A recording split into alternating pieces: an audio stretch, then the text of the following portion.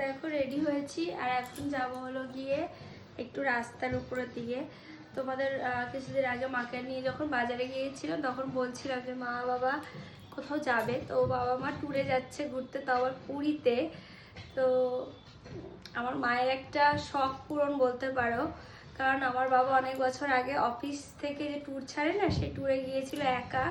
তো মার খুব ইচ্ছে ছিল যে মাও যাবে, কিন্তু হয়ে উঠছিল না। ওই যে ভগবান না ডাকলে তো আর যাওয়া যায় না, জগন্নাথ ডাকছিল না, তাই যেতে পারছিল না। তো আর ইচ্ছে ছিল যে আমরা যদি কখনো যাই তাহলে মাকে নিয়ে যাব, যেহেতু বাবা মার এখন বয়স হয়েছে, একা একা ছাড়তে ভীষণ ভয় লাগে আমাদের। তারপরে দাদা, আমার বড়দাদা একটা ট্যুর বের করে, আরও অনেক দাদারা আছে সাথে। তো দাদা যাচ্ছে বলে আমাদের খুব ইচ্ছে হলো তাহলে এবার বাবা মাকে পাঠাই একসাথে, তাও আবার। আর মায়ের খুব ইচ্ছে ছিল একসাথে বাবার সাথেই পুরীতে ঘুরবে। আর বুঝতেই পারছো ঠাকুরের স্থান, কতটা আনন্দের একসাথে ঘোরা। তো ফাইনালি আজকে বাবা মা যাচ্ছে পুরীতে। তো বাস এসছে, বাস আমাদের এই যে রাস্তার উপরটা ওইখানটায় দাঁড়িয়ে আছে, ওখান থেকে সবাই উঠবে। যেহেতু অনেক বড় বাস নাকি, তাই আমাদের এই রাস্তাটায় ঢোকেনি। তো রাস্তার উপর এখন যাবো। মা বলে রেখেছে তাতান্তজকে নিয়ে যেতে, একটু দেখবে। বলছে ঘুরতে যাচ্ছি, এদিকে মনও খারাপ হয়ে যাচ্ছে।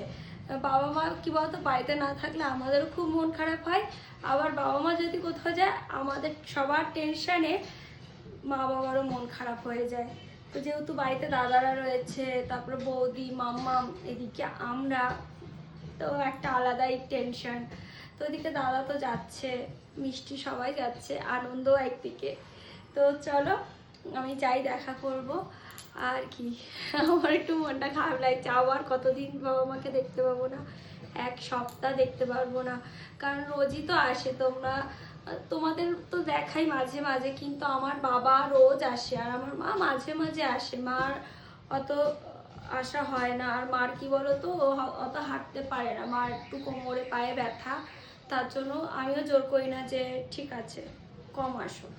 তো এদিকে আরেকটা জিনিস ভাবছিলাম যে যাবে এত দূর যেতে পারবে কি না, এটারও একটা টেনশন হচ্ছিল। তার মা বললো না আমি পারবো, যেহেতু ওষুধ চলে।